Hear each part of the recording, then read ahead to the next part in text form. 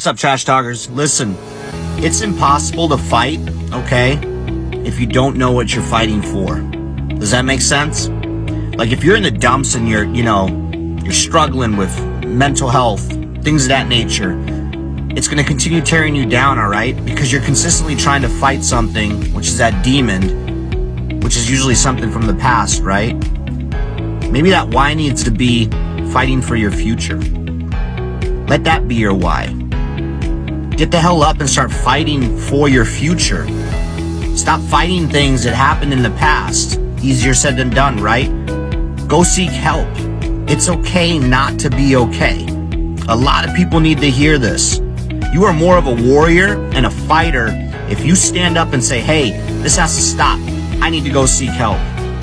The stigma, everything has changed. It's okay not to be okay. And so my honesty cap is dedicated to a little, we'll call it a public service announcement for civilians and other people in the military. There are a few people that you should always take their stories with a grain of salt. Vegans, CrossFitters, and special operations guys that tell you that they were special operations without being prompted. The first thing they say is, yeah, I used to be soft. Right. The only unicorn in that entire group is like a special operations guy that was like a vegan and did CrossFit. That guy's probably going to stay quiet for a little bit longer because he's confused as what he should talk about first. And that's the only reason. Right. Anybody that says that they were soft without being prompted or without it being like a normal part of your communications is probably either an enabler or going to tell you a bunch of stuff that's not exactly true. What's up, trash talkers? Hitting you up this morning with a special promo on how to dress when you are doing PT in civilians, but you want everybody to know you're an Army. This comes from the Buddy Beckwith fashion design of how to work out. So first, you can notice the RI panties, not Ranger panties, but Ranger instructor panties. The green socks, the knee brace for the old guys. Don't forget the M frames. Now the shirt, don't wear the Trash Talk shirt while you're running. This is just for the promo. You want to put on like an 80-second shirt or like your favorite airborne shirt so everybody knows that you're a veteran. That's the most important thing. And you start with this stretch. Buddy Beckwith taught me this one.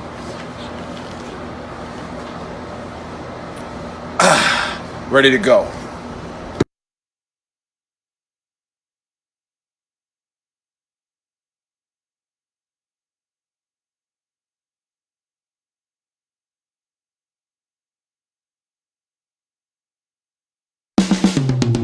This is the Veteran Trash Talk Hour, hosted by Nick, Dave, and Buddy. Real warriors making fun of other real warriors. Try to not get triggered.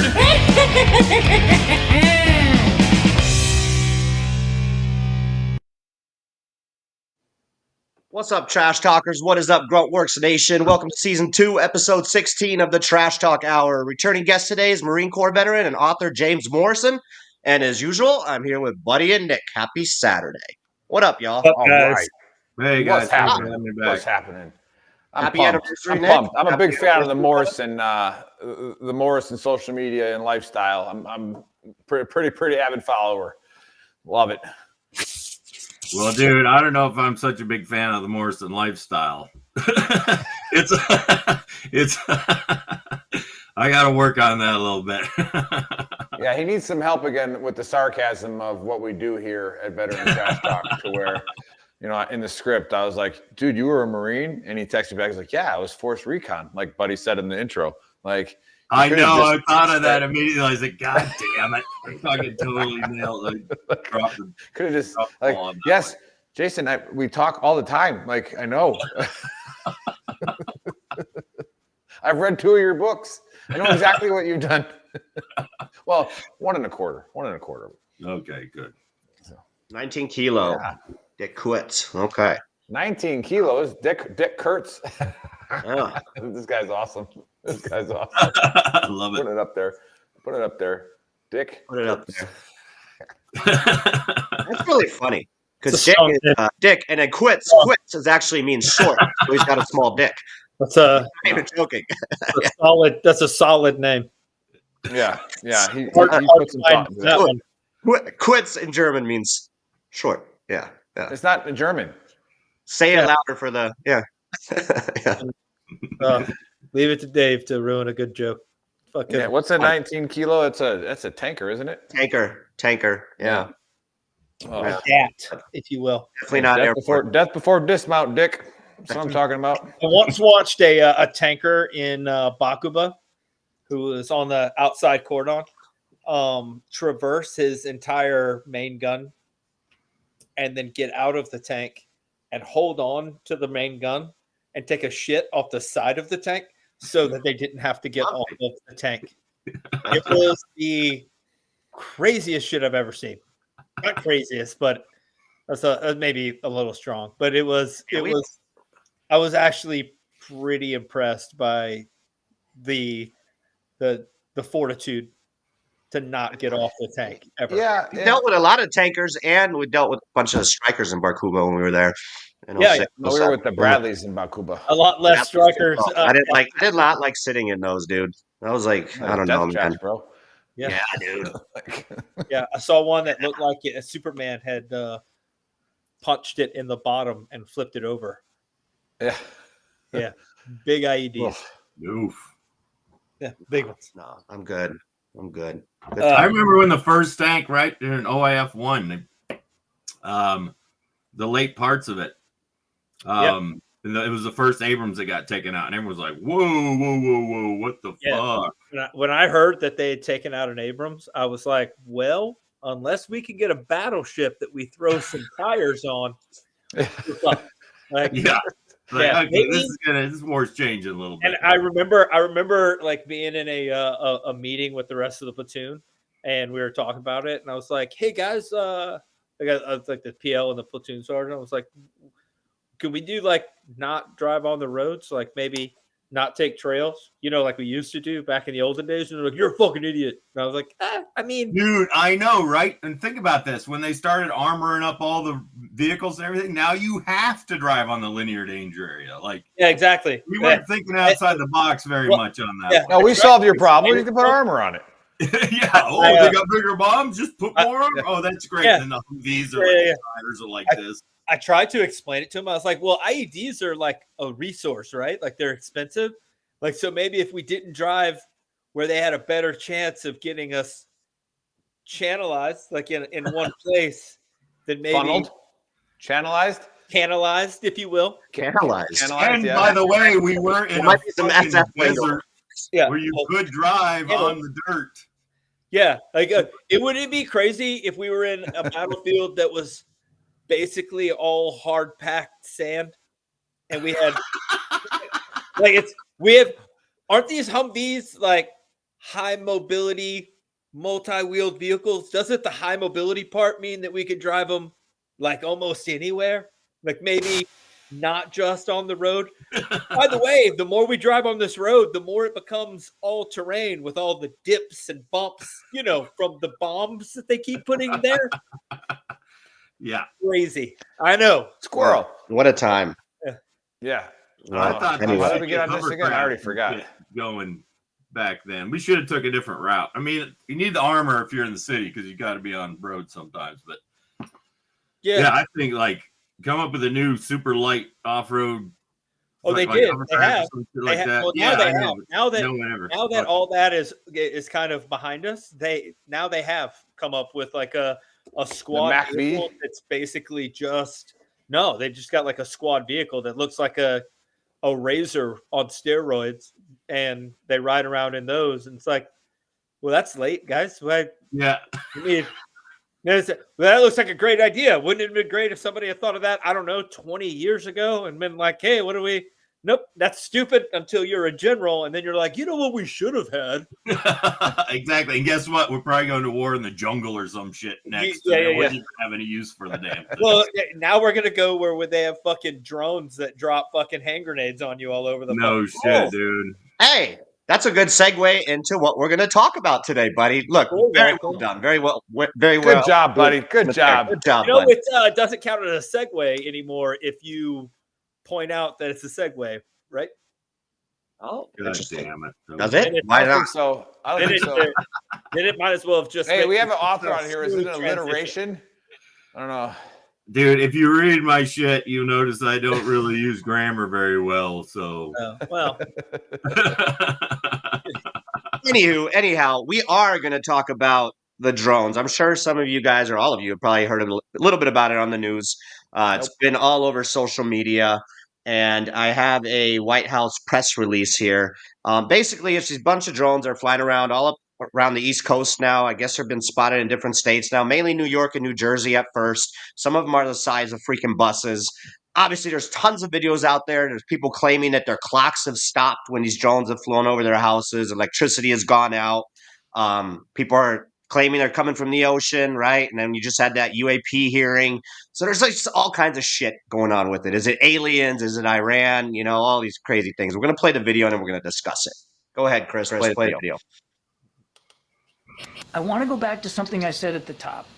There has been no evidence of any of this activity in or near restricted spaces. That's not what the senators said in the letter. They said, in fact, that they've been observed maneuvering their critical infrastructure, sensitive locations, including reservoirs and military installations, and cited a concern from law enforcement about public safety threats because a medevac helicopter was prevented from transporting a seriously injured patient for care because of the presence of these drones. I stand by my opening statement. Can you make that make more sense? Because I think people in New York and New Jersey see drones the size of an SUV over their house every night and think that that doesn't make any sense. Certainly I understand why people would be looking at this and being concerned about it. We're concerned about it too, which is why we have the Department of Homeland Security and the FBI, my goodness, looking at this. And we're taking it seriously. We understand that people are concerned. We understand that they got questions. We got questions too. And we're working hard to get the answers to that. What I can tell you as we sit here today, at 2:16 in the afternoon on the 12th, is we haven't seen any indication thus far that there's a public safety risk, and we haven't seen. The government know what they are. We are still investigating this. I can't tell you definitively. I cannot characterize for you definitively what these sightings are. I can just go back to what I said at the opening. We've looked at the imagery. We can't corroborate some of the reported sightings through our own expert analysis using sophisticated detection techniques, but that doesn't mean that, we're putting our pen down here this afternoon and calling it a day. We're going to keep at this. What are you doing, though? We are continuing to investigate it. Do you ever notice sometimes it's super embarrassing who we have representing us in places? Like, and how fucking retarded they think that we are. Like, I mean, legitimately, like, how stupid. They're like, oh, we're just talking to the Americans? Say whatever. I think it's the second highest paid position in the White House is the press secretary. Yeah. I'm pretty sure it is. Yes. Yep. Yeah. But anyway, I'll give my quick take, and then all of you guys will get your shot at it. So I'm definitely ruling out aliens and all that crazy stuff. All right, because I don't know, like, they're clearly. Yeah, Nick, you'll get your shot. Definitely. The photos of these drones, like they have like the flashing light. They're drones, right? They're just like our technology. Also ruling out the Russians and Iran, because that would be seriously fucking scary that these things are just flying over our cities, and the biggest army and the best fucking country in the world can't identify what they are. So I'm ruling out enemy forces as well. And I'm saying it's us, the government. And there's something else going on right now in the world that is probably occurring. So we need to use this to like get all the attention and garner all the attention towards these drones while we do something else. It's pretty fucking crazy. So it's like a covert, like scare the people, make them talk about drones. In the meantime, there's something else going on that, they don't want to highlight. And that is my take. It is us with these drones, point blank, period. So I never actually read into that Project Bluebeam. Is that what you're kind of talking about? Like that? Okay, so no. Project Bluebeam, and very interesting. But so something like that. Is there like a new project name? Maybe Werner von Braun. It's Project Bluebeam and Project Blue Book. Werner von Braun, his daughter, speaks about this in the 80s. How that we will require a space force eventually. We will require rockets and stuff in space to protect us from other worldly Ronald Reagan, beings he or said that whatever. shit in the 80s. Yeah. Well, she talks about this, and she talks about eventually that the government is going to stage a fake alien invasion and scare us with all of this, that then take over as like a one world government, new world order type shit. But I don't think this is it.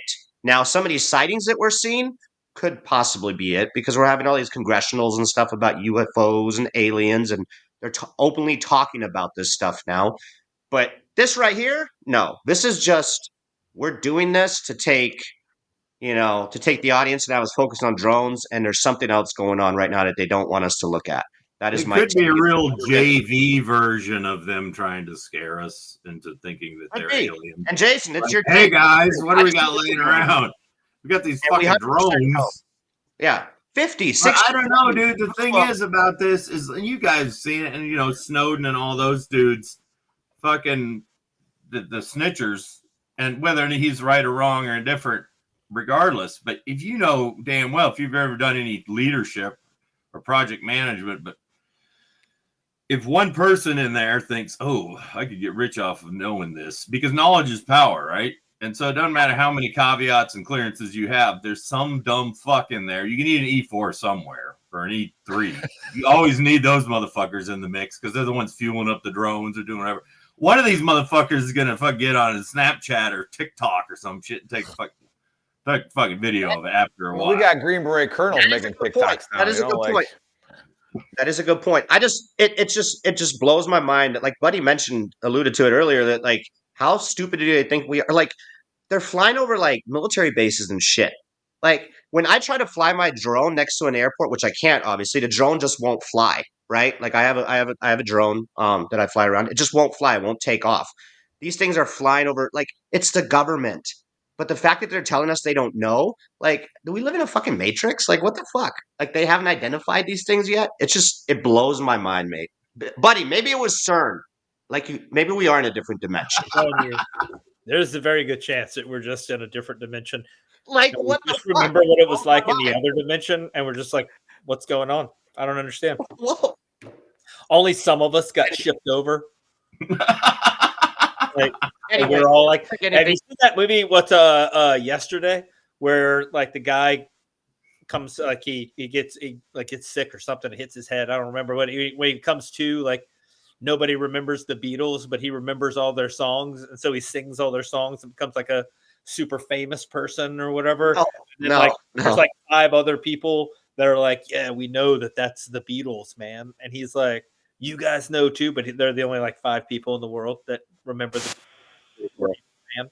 Yeah, it's like that. We're the guys that remember that there was another dimension where like soldiers acted like soldiers and drones were just drones and aliens were something that you read about. Well, real quick, buddy, before you give your take. So, Jason, are you just saying it's the government?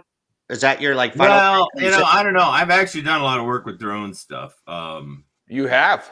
Yeah, quite a bit. Yeah, my business partner is over in Ukraine still, and he's been there since it started. And the thing is about the drone thing is we're so far behind, because you guys know, if you want to get requirements from the battlefield, the whole development process behind creating shit that you need in the field is based on requirements from the field, obviously, right? Well, since Americans aren't allowed in Ukraine, or, to a very limited degree, unless you're doing it sua sponte, like literally on your own fucking accord. Latin, like it. The U.S. government has no fucking optics on what is required for peer-to-peer battle. They don't, especially the military industrial complex, who's supposed to be building all the shit we need. They just see what the fucking Ukrainian propaganda machine puts out as far as what they're doing, and we just take that as gospel. But the actual and from that, you're not going to derive any kind of requirements from down to the tactical level. Like, oh, we need a drone that does this, this, and this, and this, right?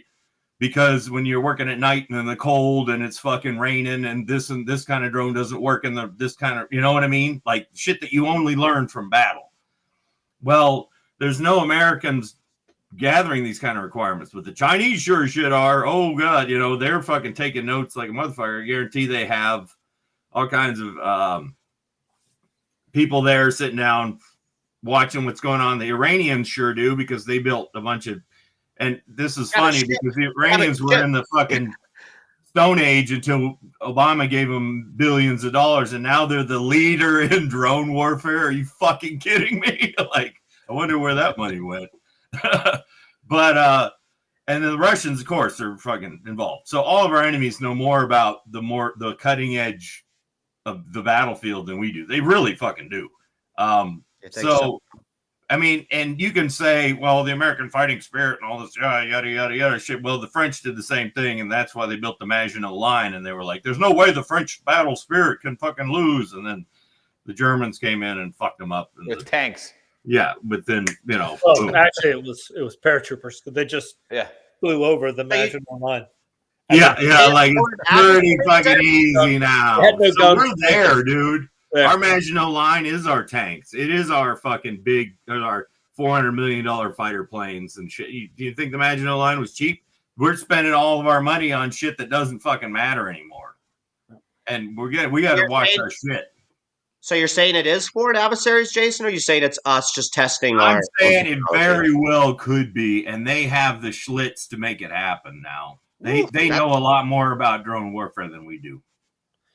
Damn. Because they've been paying attention for 3 fucking years.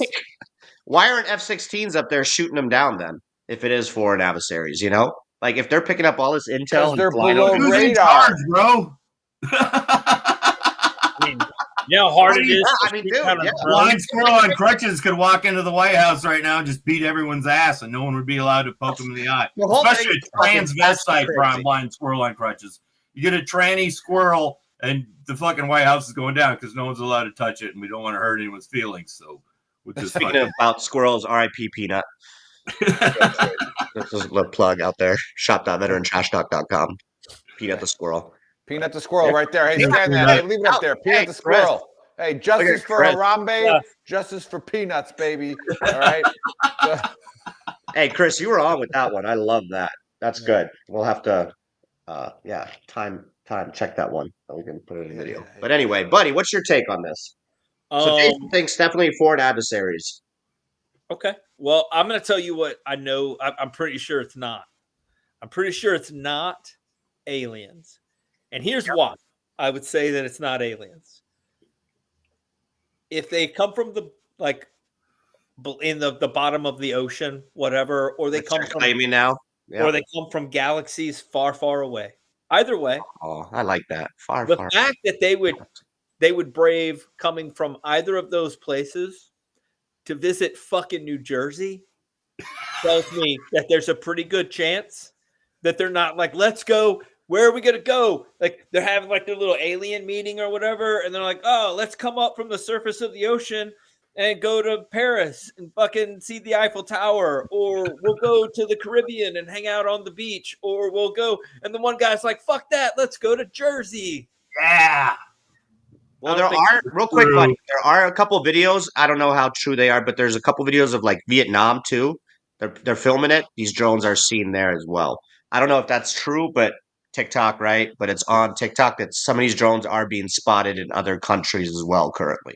They're drones, or they're the UFO doohickeys? The drone stuff. Because these drones have some crazy We don't have UFOs anymore. It's UAPs. Everybody knows that. Unidentified area phenomena. Yeah.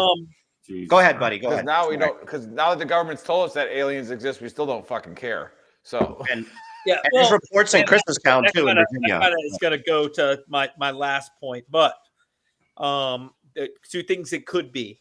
It could be because of this conversation, you and fucking Jason over here flying your drones around. Nobody knows. You guys just both admitted on a recorded show that you guys fly drones.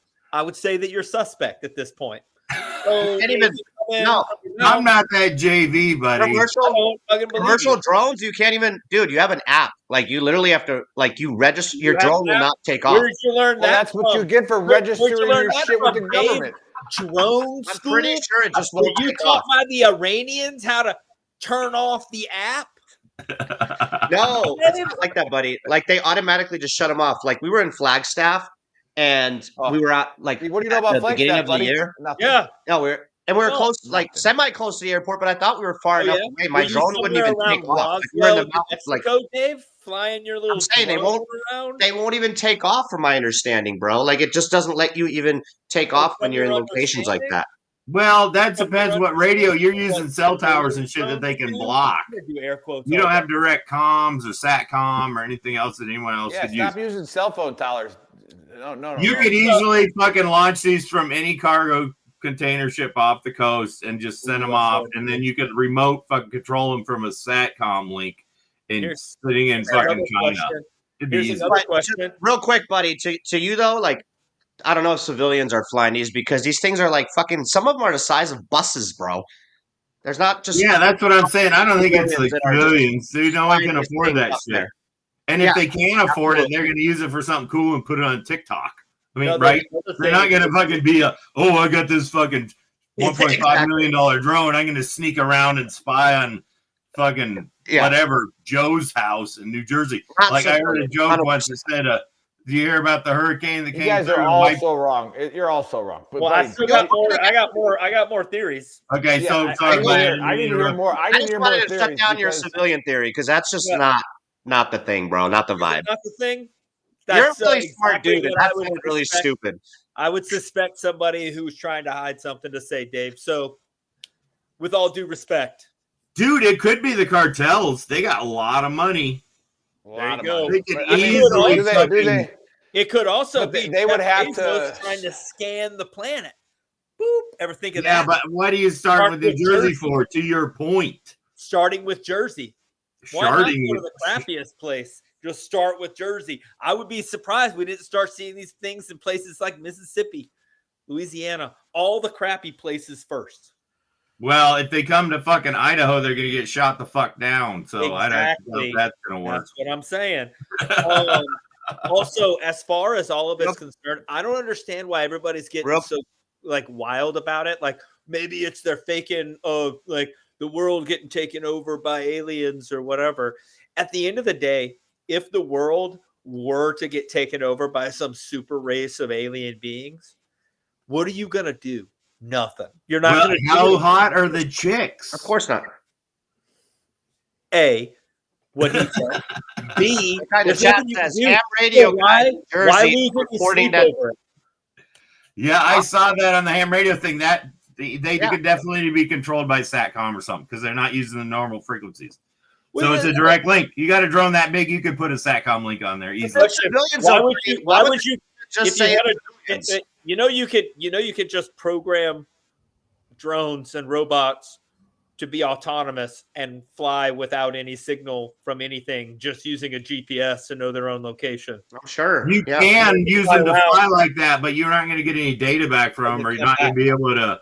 It would be a pre-programmed mission. But you could do that. You did it when they came back and you downloaded it. Like you could get, you could. You could get a fucking, 20 fucking kilos of blow in there and fly it off a container ship and land it somewhere. But if it's hovering around, and that's weird. But if it's just going to a drop point, dropping off fucking cocaine or whatever, that could be. What if it's dropping off singular little bite-sized portions of cocaine all over the place? Ooh, that would be awesome. Just drop it off. Yeah, we'd all be awake. Come over here. Like they basically cracked the Amazon Prime code, and they were just like, beep, boop, beep, boop, beep, boop. Maybe the cartels are like going Amazon. It could be Amazon. That's why. You ever wonder why you're getting your You ever wonder why you're getting your package in freaking 6 hours? It's because they have bus-sized drones now. Yeah. All right. Well, the fact that they're loitering, though, that's what makes me pause. So Jason says foreign adversaries. I say it's us, and it's just a big cover-up for something else that's going on. Buddy says it's civilians and the Mexican cartel. Buddy, you let me down today, bro. Like, those takes are shitty. How do you know? Yeah. They also have like. Well, this is what. How can we not be able to identify that? Like with our like I just don't Maybe buy it's it. not man. in our best interest to identify it. And maybe it's not even really happening. Do we have any real footage of this happening? Yes, That's not AI. yes. No, countless of eyewitnesses. The fucking governor of New Jersey, like the mayor and shit, went on TV and was like, "This is concerning." Like, there's tons of footage out there, like tons of it, dude. Yeah, well, guess where they're not coming? Alabama. We'll shoot them. Chris said there's an emergency alert in his area too for these drones. Yeah. Well, here's the real. I put out a hotline number to call. Dude, they had to send them all down to fucking South Carolina. The cartels could make a huge hit if they started dropping cocaine on all those poor West Virginia. They need to go like West Virginia. Something to do while they're waiting for some help. Cartels were able to make submarines in the jungle, wait for it to flood, and then they fucking came out. I mean, they're doing what they're doing. And they have more money Nobody's than us. looking at the jungle to see if you're making a submarine, right? Like, because why would you do that? But then, oh, wait a minute, it floods, and then there it goes. Probably some budget they got to spend before the new admin takes over. Hey. Right. Yeah, the cartels. That could be. Well, the cartels have to get rid of That's their a cash great before point. the mold grows on it. But I've worked with DARPA. I don't think DARPA's that sneaky, but they might be. ARPA. Yeah. Maybe. No, you guys are all way off. Good because Buddy let us down on this one. Here's disappointed. Somebody holds in this. Put it at you, Dave. And so many holes in this. And let's just start off with Dave, because Dave's trying to trash everybody else's fucking answer. Dave, how can you rule out with 100% certainty that it's not aliens? How can you rule out with 100% certainty that it's not like, civilians, right? And again, I'm just saying 100% you're ruling it out. I don't agree with that. All right, so dude, listen, like for myself, I'm speaking from the high perspective. The size of a van. That is me. That is my opinion. The size of a van. It's a helicopter. Okay, like what aliens don't use propellers; they use some anti-gravity. Yeah, they have like propulsion systems. But here's why it's aliens, because as we heard, right? We think now all of a sudden we've heard two people on this show say that they know what an alien thinks and what an alien likes. How the hell do you know what they think and like? And how do you know? I said what they didn't like. They didn't like. Well, no, but how do we know that the aliens don't have an ego? Right? How do we know that they aren't just super pissed, or how do we know that they aren't under poor management, just like our country is right now? Okay, well, this alien for pussy, they look private and specialists sent this way. Right.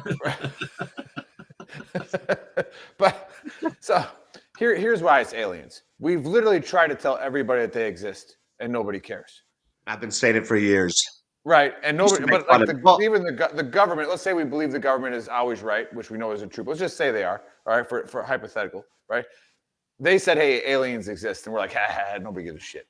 All right, don't you think that the aliens might be getting fucking pissed? That it's like, "Hey, dickheads, we started your society 100,000 years ago. We shot something down in the ocean, and look what happens. And you guys ain't gonna give us the time of day. We're just gonna hover some big ass fucking UFOs over your cities for a little bit. All right, this is what we're gonna do. All right, we're literally just gonna put it out there. Like, this is where we are." So I'm saying 100% is aliens.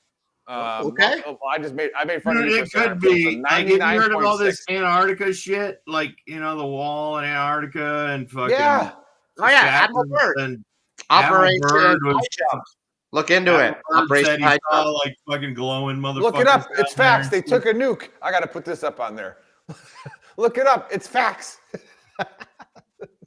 Huge head, huge ego. It's fucking math. Yeah, true. Yeah. So you're saying aliens, huh? 100%. 100%. They're pissed off that like they're not getting the respect that they deserve, and they're just. I think they just want to stay the fuck away. The world's about to break out. It could be. Fucked.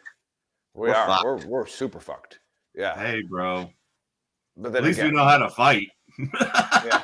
We're just gonna fucking enslave us all and like destroy us. It's gonna be bad. Maybe it'll make us build new pyramids. Maybe it's a big reset. Yeah, that's why I'm going on record as saying I respect aliens, right? And I think that they deserve, due process. Okay. Dude, I think we should start an alien rights advocacy thing and get some fucking.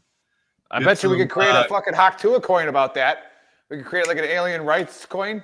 And then think about we could get alien insurance and stuff going. We could collect all these supporters and shit. And if they show up, great. But if they don't, holy shit, we alien insurance. Hey, just an event. If you live in New Jersey, $2 a month. Alien insurance. You don't gotta make it very much. But if an alien ass rapes you, fucking okay, we'll pay you $50,000, buddy. Sorry for the ass rape. Man, would you survive? Yeah, Corey, I just said I'd survive. I'm surviving. Well, I forget that they're commenting because they're about 15 seconds behind. But yeah, I would survive because I just gave aliens their credit. These three guys, no. All right, they're the first ones to go.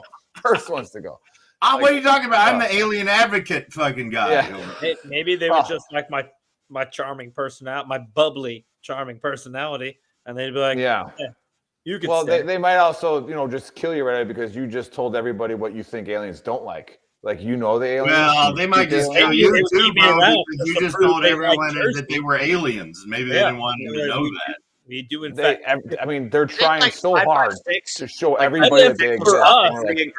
Well, you know what? You could be right. The Iranians were getting blown up by pagers, and you think they're flying freaking drones over? I mean, come on.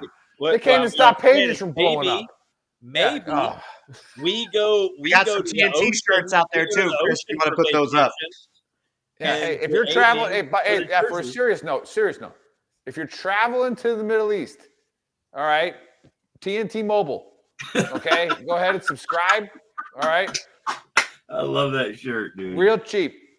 So get your TNT Mobile shirt and support the cause. And then, like I said, I think it was RDX or Petin. But yeah, I heard that service comes with a bang, so it's pretty solid. Whatever, Jesus. Okay, and I'm not even drunk. I wish I'd be drunk for the show. That was good. That was good. But we spent a lot of time. That was good. I think we could go on for hours on that one. But yeah, we could. Let's see the developments and let's see what happens. Yeah. Hey, LeJohn said he's going to rock that shirt. Yeah, go ahead, buy it. Hey, and do yourself a favor. Put in a code VTTGW while you're watching this show and get a discount. All caps, VTTGW. It's a good thing that my book of Earl is real short. I was going to do 2 of them, but I'm going to split it today because Buddy came up with some serious, heavy stuff pre-show that we need to address. Thought-provoking question. And again, those of you who don't listen to the Book of Earl, it's probably why your life's in shambles. All right. You should probably take everything I say as 100% truth. Write it down. In fact, write it down twice. Okay. Write it down twice just so you remember it. Here, and again, these are all off of my own trials. All right. What has triggered me, what I've seen trigger people. All right. What makes me act like a pansy. All right. I share these things. All right.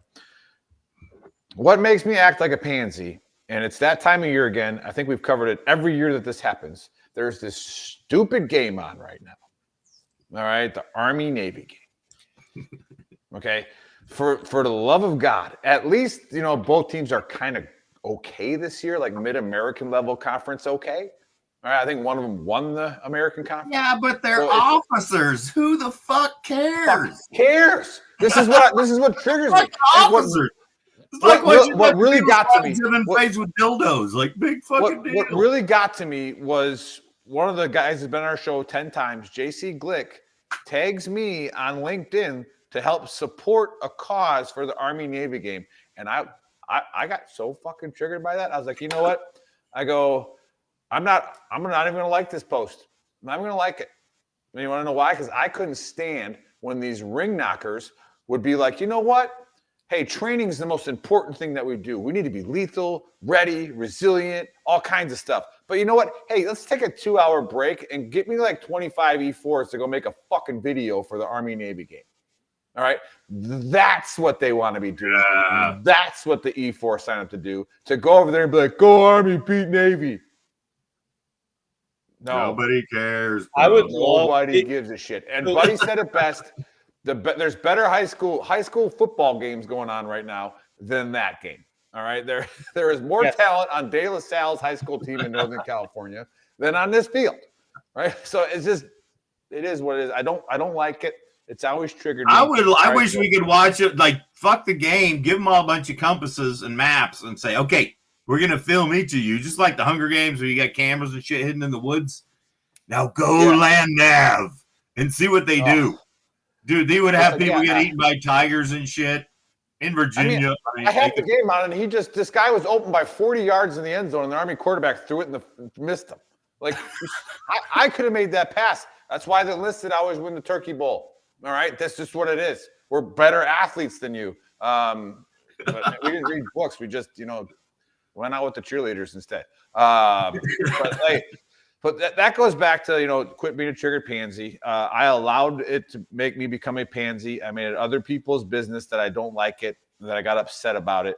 There it is, triggered pansy. It's the best shirt to travel in. This is on one day. Yeah, get that one.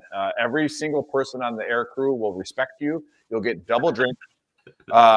And like thank you for wearing that. It's like, because people are so rude to people in airports, so travel with that. And I'm gonna cut it off there, and I'm gonna go right to Buddy for his deep thoughts by Jack Handy. Ooh, nice. I like it. But we have to change the last part. But I do want to add on to your Army Navy Book of Earl, by the way. Because it triggered you. So every so often, they all like the Army tries to figure out how to find more money in their budget. And so they'll call the airborne units and find out who hasn't jumped or who actually needs to be on jump status, because we're spending $150 a month for these guys to be on jump status, and maybe they do and maybe they don't. We could save some money if we kicked them off of jump status and took their $150. How much money do you think the Army and Navy spend on advertising the dumbest football game that has ever happened on the fucking planet? Ever. It was cool in the 40s, bro. Yeah, no. But you know what they didn't have in the 40s? They didn't have some Navy guy turn a $1 billion aircraft carrier and use $3 million worth of fuel to drive over so they could run across a banner they've got in the ocean that they spent $1.5 million on to drive over it. Oh, we drove over the Army's banner. We beat Navy or fucking whatever our bullshit is. I fucking hate it. I hate frivolous spending of dumbass money for no fucking reason whatsoever, other than it doesn't. There's never. I've never seen. I don't know anybody that I've ever asked, hey, why did you join the Army? Never have you ever heard of somebody be like, so no shit, there I was watching the fourth quarter of the Army Navy game. And I want to be a fucking truck. There they were down. They were down 7 points. Army was trying to come back, and it was option left, option right, option in the middle, option left, option right, and finally they did option left twice in a row, scored, and I was like, I'm joining.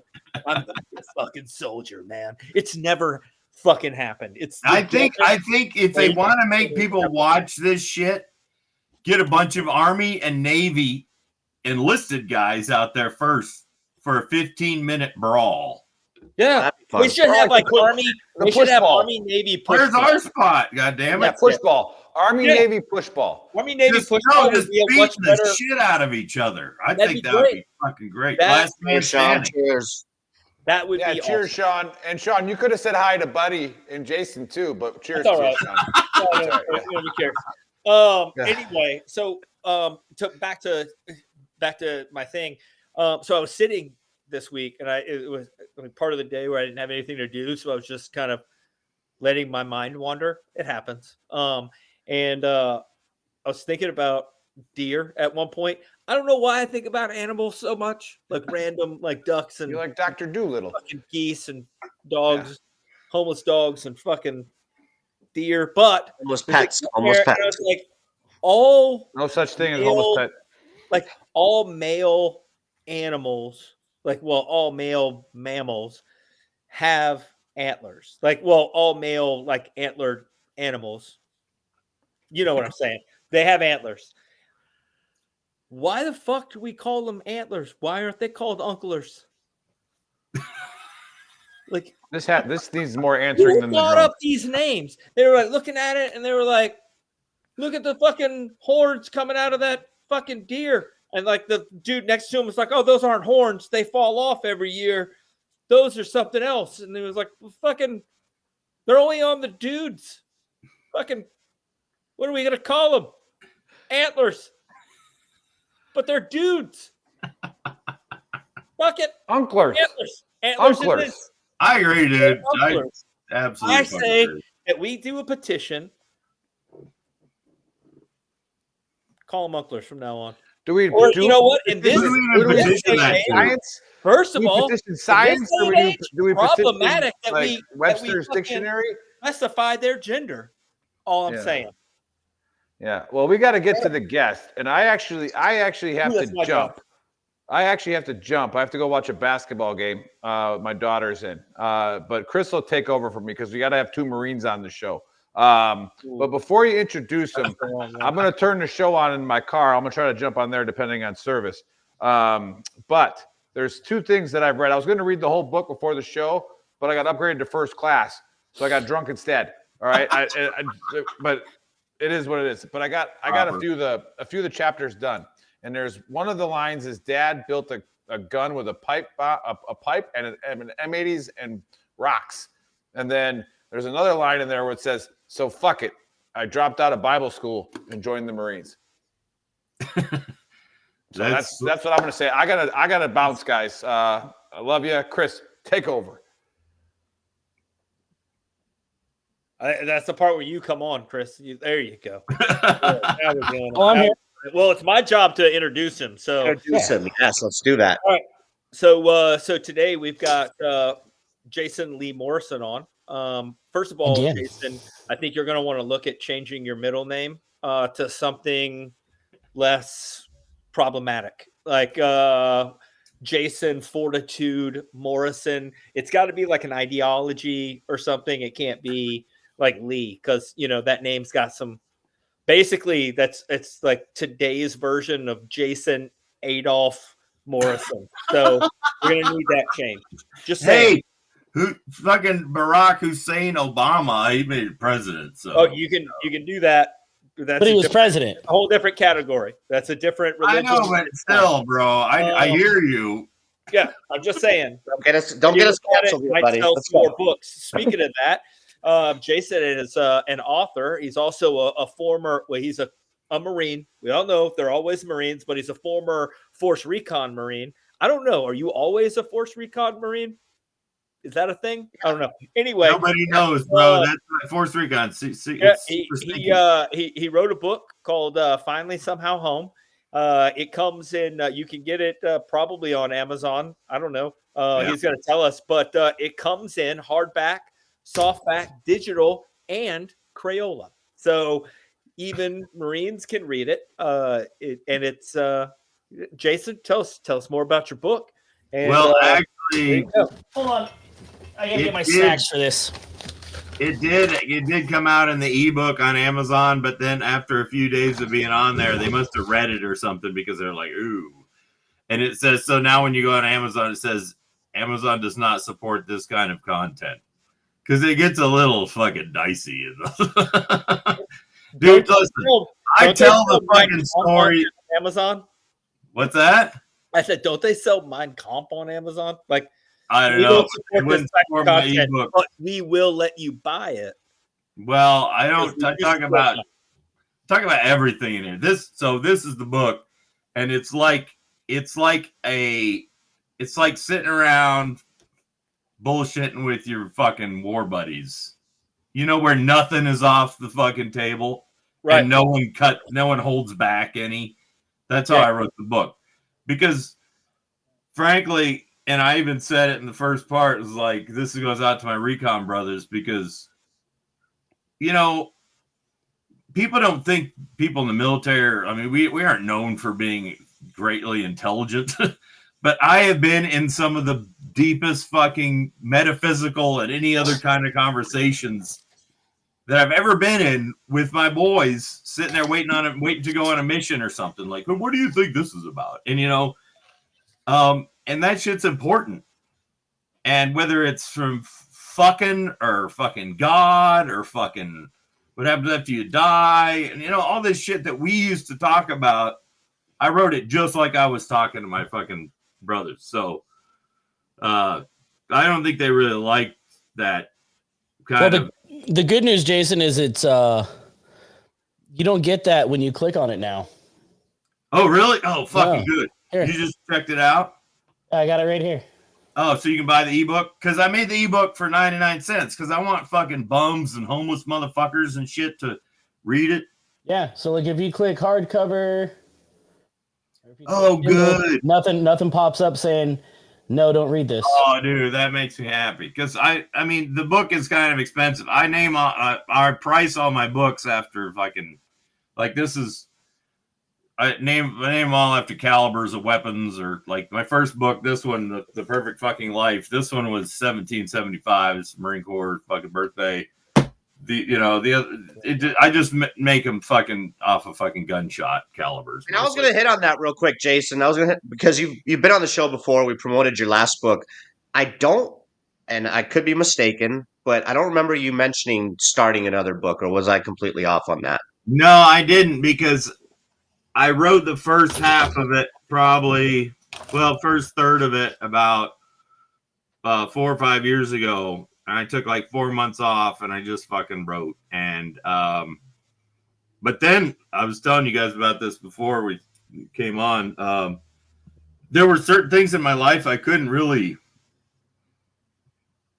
I knew I'd lived through them, but I couldn't really make sense of them yet, so I couldn't write about them.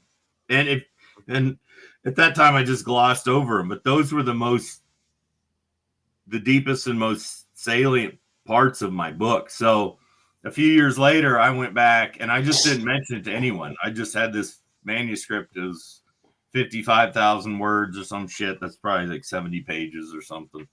Or no, that's probably like a couple hundred pages. But then I went back and I was like, I think I can take this on now. And yeah, I just never mentioned it because I didn't know if I would ever be able to come to grips with that kind of stuff. Because I talk about going through a divorce, like bad one, losing my security clearance, losing my job, all in 1 year. Like it was fucking ruined me, dude. I was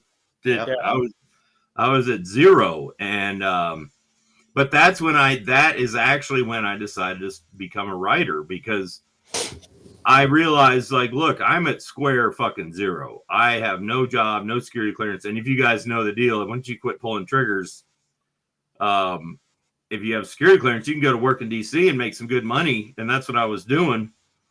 And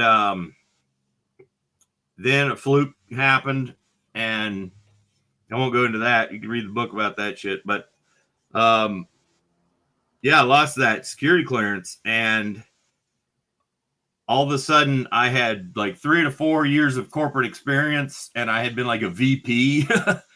So no one's going to hire you in a corporate environment with only that much time and at that level, because they're going to think, well, we're going to underpay you because we're not going to make you a VP. Or, or you just have all this military experience. If you don't have security clearance, your military experience doesn't really count toward your job. So, so I was at nothing, and I was like, what the hell am I going to do with my life now? And then it occurred to me, I'm like, holy shit, I'm at zero. So I can do whatever the fuck I want. I mean, really, when you're at the bottom of the barrel, you can do anything you want in this world. Pick something, because you don't have anything else. You don't have anywhere else to go. If you really are at rock bottom, you have I would never have quit my job making $250K a year to start writing. Never. It drove me. It kind of forced me into it. So I was like, oh fuck. Well, what? And I think the hardest question in this life is not how do you get what you want? It's what do I actually want? Yeah. So I love that. I love that concept. Yep.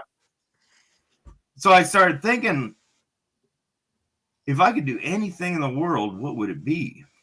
And you got to have balls when you're confronting this. And I know some of you guys are out there right now. You probably scraping by, fucking just trying to figure out what life is. Do what you fucking want, man. That's what you're best at anyway. I guarantee you, if you pick a job that you like or you don't like, you're going to be better at the one that you do. So I was like, I would like to be a writer, and it seemed like too far out, it was like, but I was like, fuck it, dude. I got nothing else. So I'm going to start writing. And I started telling people, that's when I started telling people, like, I'm a writer now. And people were like, oh, Jesus Christ, rolling their eyes and shit. And if you aren't doing that, if people aren't rolling their eyes at you, you're not fucking trying hard enough, I don't think. If you can do anything you want in this world and you choose to fucking, I don't know, be a garbage man, you're not trying hard enough, buddy. People better be like seriously worried about you when you choose to do what you actually really want to do in this life. And they were actually, and I actually wrote poems and shit about that in there because it hurts. It does, because people are like, I'm concerned about you. What are you doing with your life right now? And for one, like I said, I dude, this is my shot now. I mean, because I got nothing else. So that's when I really started writing. That's when I started. And the more you write, the more you learn how to write, and you get better at it. And it works with obviously everything else like that. So it's like when I started doing this, it's like looking up a mountain and be like, I can never get to the top of this mountain. And you'll be right. You can't. The only way to get to the top of the mountain is to get strong enough to get there. And the only way to be strong enough to walk to the top of a mountain is by walking up fucking mountains. So just start walking. By the time you fucking get to the top, you'll be strong enough to get there. But you ain't strong enough on the bottom. So it really, that's where this book kind of started a long time ago. And like I said before, it's been 5 years in the working, and finally, yeah, it's not just about war stuff. It has a lot of that shit in there, but it's, dude, it's about all the shit that happens to you after the fact. And I know that sounds boring because no one wants to hear that shit, but I'm just saying, there's a lot of hookers and blow in it. Don't get it for your mom for Christmas. Unless your mom is also into hookers. And she's down for that. Fucking well. Yeah. But yeah, I'm not saying that as like fucking, making that's not the way. I didn't write about that as in like, this is what you should do with your life. I wrote about the things that I did, but I did it, like I said before, as if I was talking to a bunch of my buddies. So I didn't pull any punches on myself or anyone else. When I fucked up, I fucking owned it. Because you can't, if you want to teach someone something, you can't learn anything if you don't know what really happened. You can't gloss over stuff. So that's why it was really hard for me to get through to start writing about. But yeah, I mean, it's a wild ride. So, and definitely not for kids.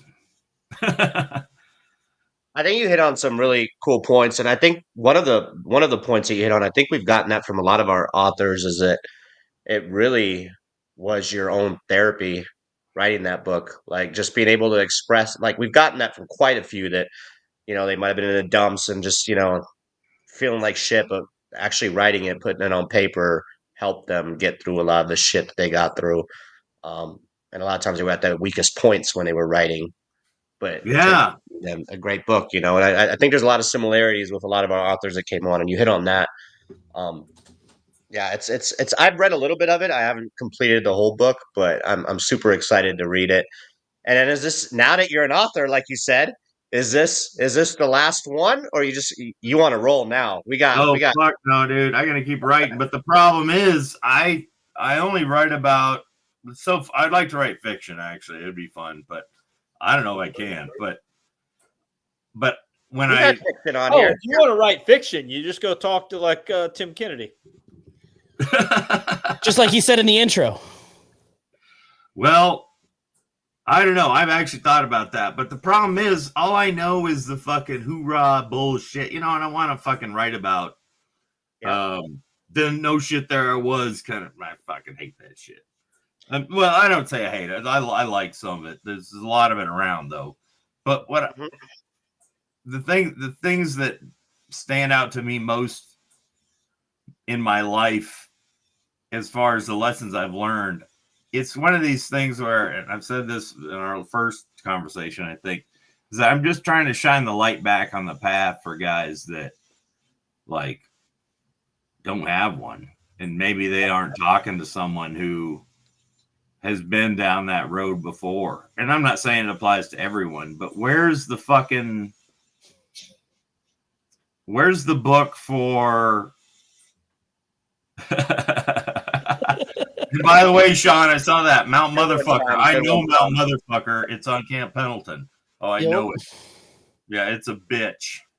Well, ankle breaker. So,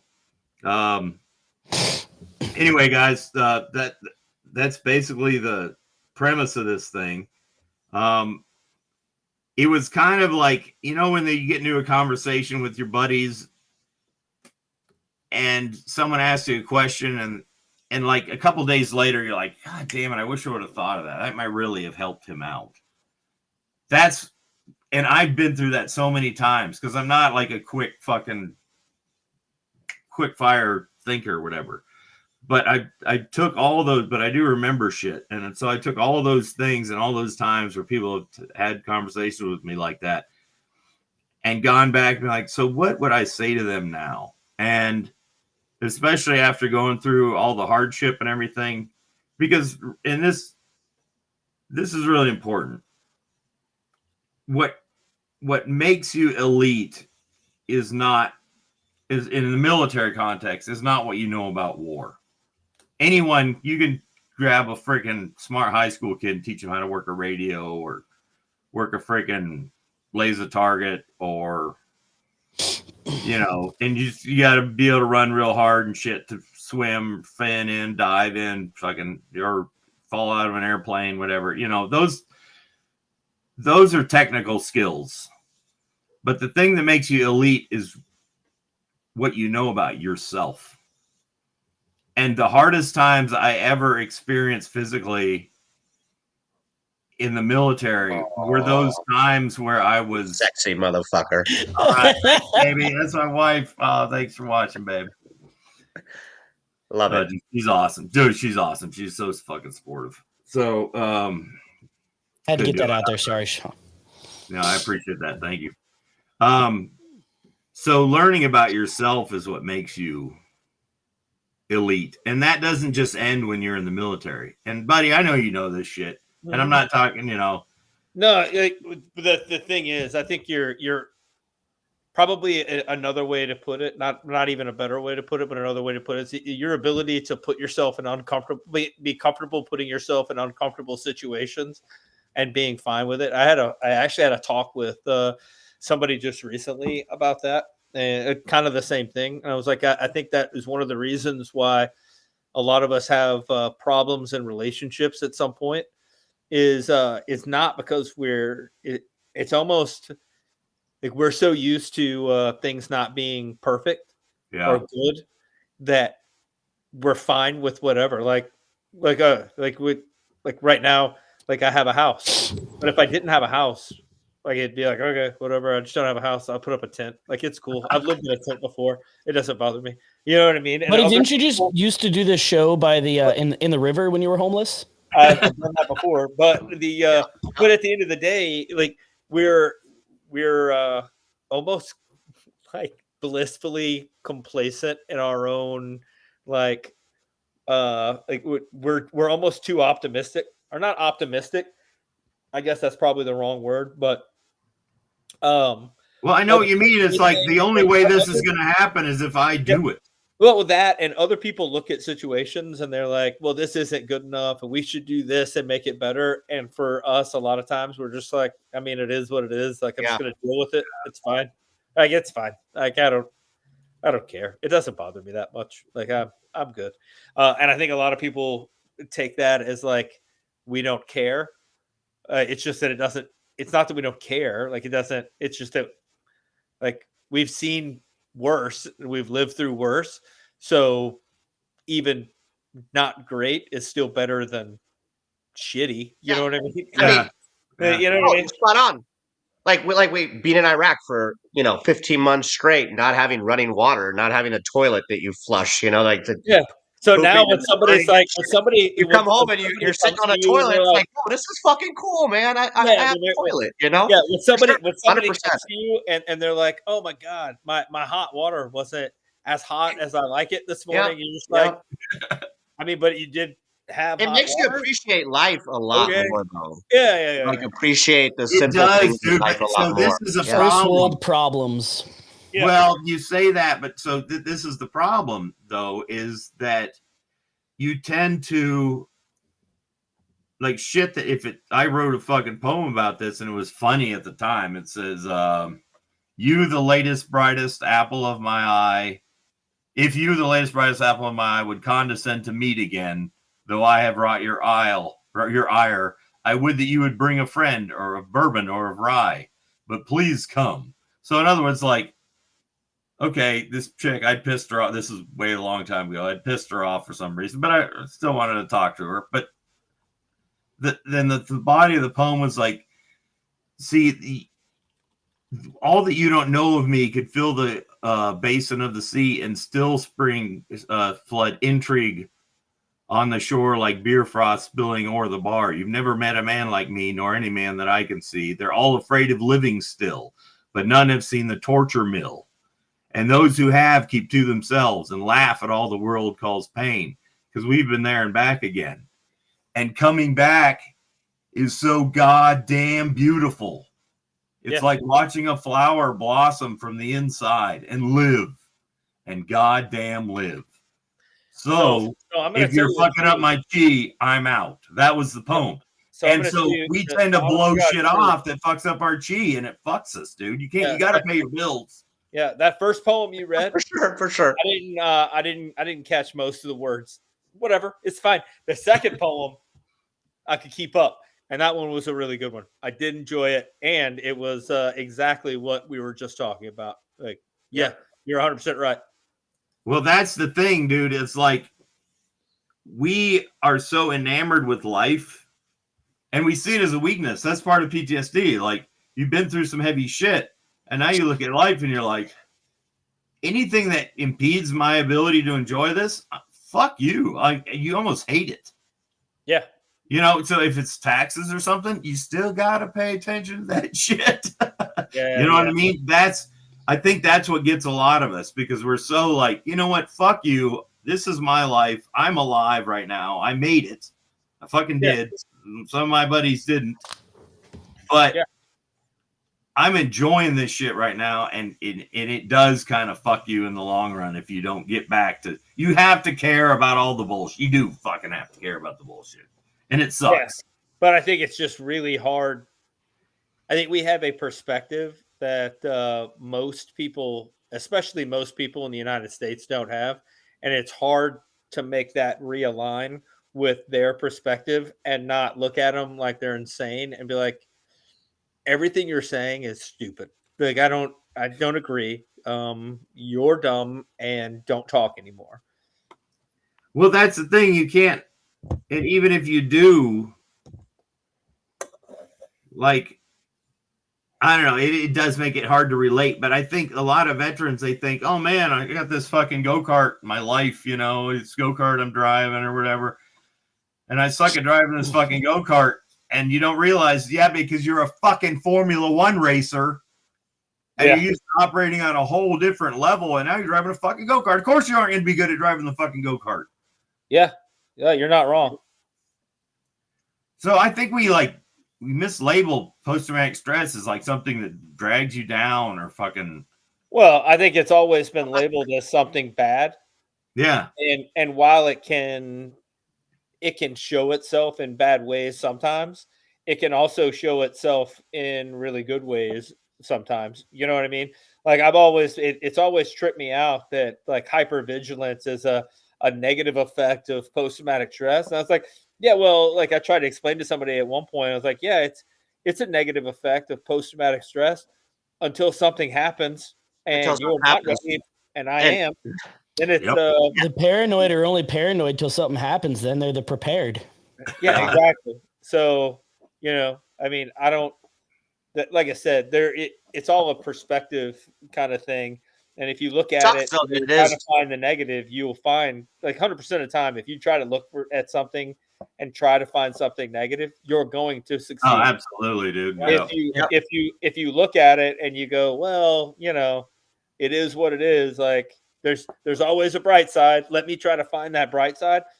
You'll probably also succeed at finding a bright side. Yeah. Like I've personally been able to find the bright side of some pretty shitty situations and just fucking laugh about them. Yep.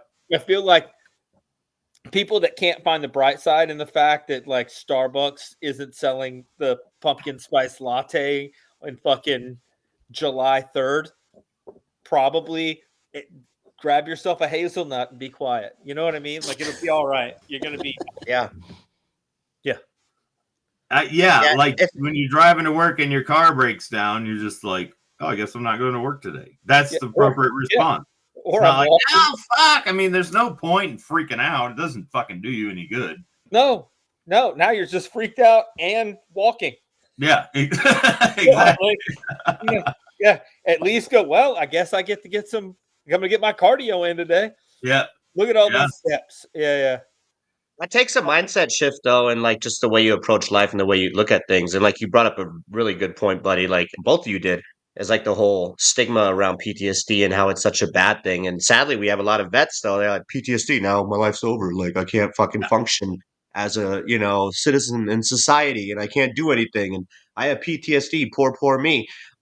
It sucks. But you have to have that certain mindset to be able to overcome those things and use it as an advantage for yourself to do what, like I have PTSD, like full blown. I got nightmares, all that shit, but I've learned to work around that shit, and I actually talking about it makes me feel better. Like I'll talk to my wife about it. I'll talk to my buddies about it, and I'm good with that. But there is that, we call it the vet bro syndrome and all that, like some of these guys, like it's a mindset thing. And I wish we could teach that more. That needs to be taught in the military and everything, and on how to overcome those obstacles, Well, I mean, PTSD is the whole reason that we have this show. If it wasn't for that, we wouldn't be able to help who we do. Nope. Seriously, Nick started this because he lost all his behavioral health, started talking to Joe, started talking to Dave. Nick thought he was funny, and here we are. It's our therapy, man. It's our therapy. And just like Jason writing his book, it's his therapy. But like, I wish like everybody had like some sort of an outlet, and we're telling people to do it. Like, hey, figure it out, man. There's a way. And but they don't, it's not utilized. It's not done. And Buddy's brought this up on multiple shows where this is what we need to teach to fix that. Like we need to teach that in the military more, and the mental health problem and all that needs to focus on that a little bit more. Instead of PTSD is a bad thing, I'm doomed now. I can't function in life or society. Well, and the other issue is that there are plenty of people that I wouldn't say that they get off on doing it, but it is a thing that they do habitually, is they bitch about their problem or their mental whatever, or they whine about it, but they don't do anything about it. Yeah. It's almost like they need that because it's an excuse to get them out of other shit. And that's victim to your circumstances. Like people hate when I say that, but I personally don't like being in big crowds of people. Like I don't. It's too chaotic. There's too much like to much noise. Like just There's too many people to try to figure out what they're doing. But that being said, I on purpose put myself in those situations, because the only way to kind of get over it or figure out that it's not the end of the world if you're in those situations is to put yourself there so that you can get but you have to actually do the work and put yourself in uncomfortable situations so that you understand how you feel in those situations and learn how to react. Yeah. You know what I mean? Like you're talking about like having bad dreams, nightmares, stuff like that. You can either have the bad dreams and whine about you didn't get any sleep and bitch about this and that and the other, or you can try to figure out why you're having them by talking to other people 100%. about them, and then kind of delve into it and take and like we say on the show, like get the demon out or whatever, you know what I mean? Like, but you can't get it out unless you're discussing the root cause of the problem, which comes back to Jason's book where exactly, guys, because like the way that I found my way through PTSD was by following the path of pain. Mm-hmm. Right. When you go back to the things that really fuck with you and you deal with them, and some of that may need, and there's not one answer for everything that really is bothering you. One of them may be counseling. One of them may be fucking weed. I don't know. One of them might be fucking ayahuasca. I've never done it, but I heard it's great shit. One of them might be talking to buddies, you know, and actually that's probably the best thing there is out there is talking to your buddies. All of that stuff though has one thing in common, Jason, and that's that you're actually finding a solution. You're actually facing whatever the problem is, and you're actually, whether it's talking to your buddies, so you hear yourself like talking to them, and you're actually thinking through the problem, or like whatever, you're taking time to like meditate on this situation and what the problem is, allows you to, like, you're talking about, like, you know, having a buddy that died and you have survivor's guilt. Well, you're never going to get through that unless you sit down and really go through it and go, you know, what really was my role in that issue, in that situation. And at the end of the day, what could I have done then to control it? Probably absolutely nothing. Nothing. And then your problem is not that you figured it out. It's how do you let it go? Because it's the pain and the guilt has been a part of you for so long that it's ingrained in you, and you don't have an excuse for being a fucking asshole anymore. Like, you don't have an excuse for having guilt. Yep. You know, and I want to caveat off of that, buddy, because I think you were the one who really, I think you woke up a lot of our community and stuff. And like, I remember back in the day, Memorial Day, being all down and stuff, you know, like all fucking pissed. And you brought it up. This was when we just started the show. I mean, it was at the very beginning. You're like, hey, Memorial Day, we should be happy. Like, we should celebrate their lives. Like, that's literally what our battle buddies would want us to do, right? The ones that we lost, if they were watching us, they'd be like, the fuck, Dave? Drink a fucking beer. Shit. They'd be pissed off at us if we were moping around like pussies. Yeah. And I was one of those that used to be like, oh fuck, man, we lost our guys. It's fucking, and get like all teary-eyed and pissed off all day. Like, it's okay to drop some tears, obviously, but be like reckless and negative instead of like being like, man, if they were here, dude, we'd be all drinking and partying right now and having fun. And you really woke me up to that, buddy. And I just wanted to, you know, add that. Say thank you, buddy. And you know, new tradition, Dave. Every Memorial Day, margarita machine pool party at your place. Yeah, let's do it. But it's all, everything that you just talked about is all about perspective. Like, and you have that, you know, and they say it in all the 12-step programs and all the other stuff. You have to accept that you can only control so much. Like, and the things that you can't control, there's no point in being upset or pissed off or really dwelling on it a whole lot. It's kind of like the alien taking over the world thing. If they're going to take over the world, there's not much shit you're going to do. Like, what is it? There's a comedian, what's it? Not Bill Burr. Maybe it is Bill Burr. But anyway, it's like, you know, if things are going to be bad, they're going to be bad. You might as well like go through life thinking that it's going to be fine until it's not fine. And then when it's not fine, you can deal with it then. But until then, just act like it's going to be fine, and it'll probably just be fine.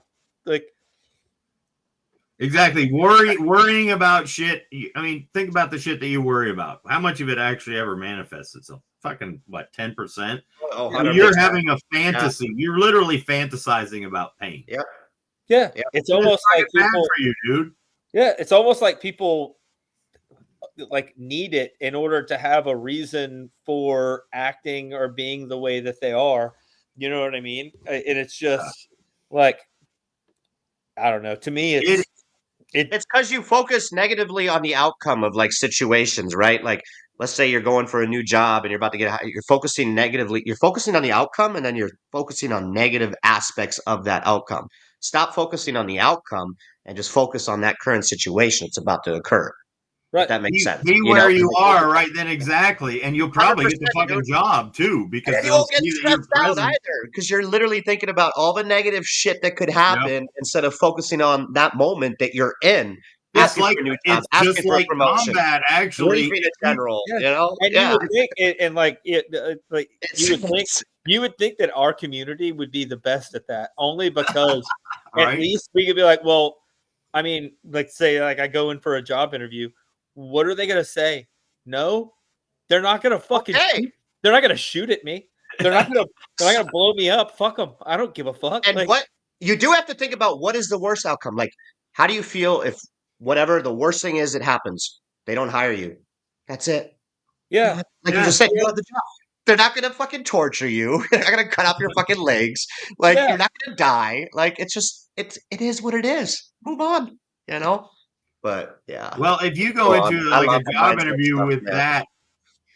that attitude, that's gonna fucking affect in your entire everything you're putting out. 100%. Your energy. Yes. So Yes. people are going to pick up on that right away. And I've hired and fired people before, and I don't look for someone who's moping around. I look for someone who's ready to go. You know what I mean? Yeah. Do you want to do this job? And that's all a job interview is. Like they're just trying to get to know you. Yeah. You're 100%. I just think, like I said, I think it's pretty funny. I also like that you talked about, like, you wrote the book, like you were like talking to your boys or whatever. And I think that's probably one of the most underestimated benefits of being in the military is the like the people that are in the military are so like every spectrum of our like of American culture, society, and like and I mean, to be honest, global, because there's people from all over the world that are in the American Army anyway. But like, it kind of hit a note with me. I remember sitting on a rooftop and like dudes were posing like the most off the wall crazy questions in 1 minute about, like, you know, if the lights come on and, you know, your mom's in front of you, do you finish or not? And then we went from that to discussing like Einstein's theory of relativity and how it would manifest itself in like real world. And it just hit me then. I was like, these are the dumbest smart people on the planet, bar none. Like, there's no Fortune 500 company where these conversations are happening. Nope. And to their loss, man, because when you can flex and pivot from one, I think that really like makes us sharper, because we can think about all kinds of different shit. Yeah, and change it just like that. Absolutely. And then guess what? The gunfight kicks off, and you're busy thinking about something else. Well, and I think that also gives us a little bit of an advantage also, because you have the ability to mentally, I guess, compartmentalize things so that when bad things are happening, you can shut everything else off and focus on the task at hand, whatever that task is. If the task is, you know, surviving a gunfight, or, you know, putting together a freaking Lego set, you know, you can, like, the whole world can be burning and you can be focused on what you're doing and not paying attention to everything else. Absolutely. I think we don't understand how much we learned in the travails of what we've been through. Yeah, well, we don't understand how much we learn and how much it changes us, and we don't understand that just because we've changed doesn't mean that change is bad. Just because that change is not the same change that 99% of the country goes through because they don't have the same experiences, it doesn't mean that it's negative experience. It just means that we have a different perspective, and that perspective is more, from what I've seen, more often than not, is it makes for a better perspective, because you can see how badly things work in other places and how grateful we should be to be where we're at. And like, if everything works out and, you know, you make $1 billion, well, that's great. That's gravy. But also, if things don't work out and I just continue to live not on the ground, then I guess it's good too. Exactly. Plus, everything you learned from all the failures you've made, it's that shit applies to. You don't just all of a sudden fucking make it overnight without learning anything. You got to learn the whole way through it. And to be honest, if I end up living on the ground, you know how many really great hooches I learned to make, dude? I'm gonna have the best hooch. Like that shit is gonna be the Tasma hooch of all hooches. I'll have like a little section where I like go to the bathroom. Like I'd have the best hobo camp ever. It'd be great. No, dude, I was actually homeless for a few days in this thing, and I talk about that. It's just like being on patrol. Yeah, you just got good security. You got to find a good harbor site. You know, you got to keep tabs on everything, all your shit, and all your gear. And that is our problem. I think is that we're just like whatever, homeless. Exactly. Whatever, bro. Get a rock. Done this before. Yeah. Been there. Done that. All right, Dave. Yeah, well, Jason, so like last words for you, obviously, brother. Thanks for coming on again. But where can everybody get the book again? Let's talk about that. Any websites that you have, any social media things that individuals can follow, and then give your last shout out, and then I'll close this out, brother. I appreciate it so much. I'm writing this down.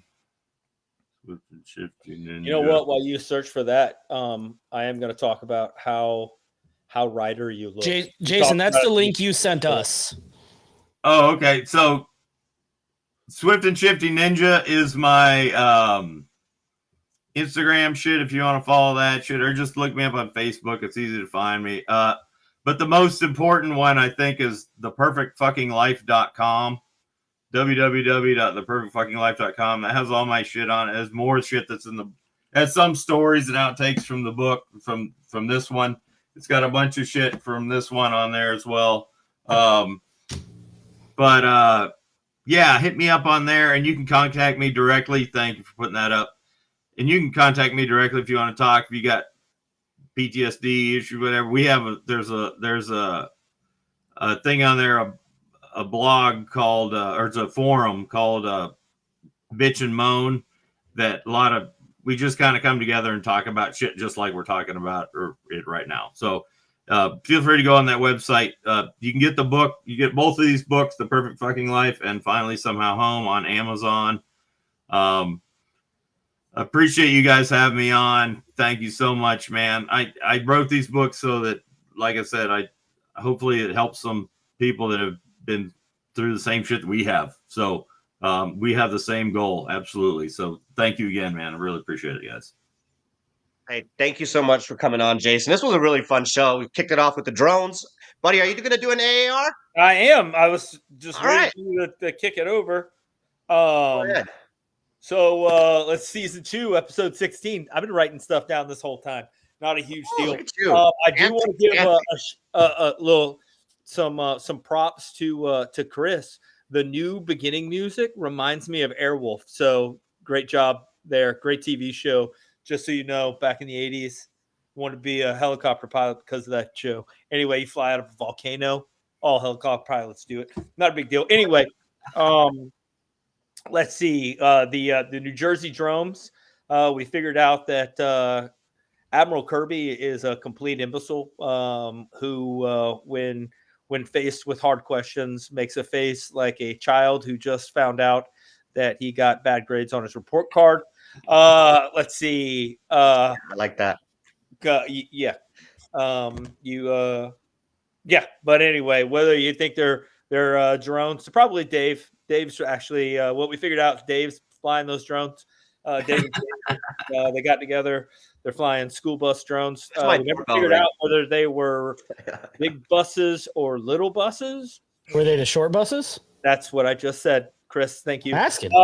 Anyway, and then let's see. We had the Book of Earl, where we talked about how ridiculous all the hype around the Army Navy game is. Dumbest game on the planet. And horrible football teams. Anywho, we also talked about changing the changing the names of antlers to unklers.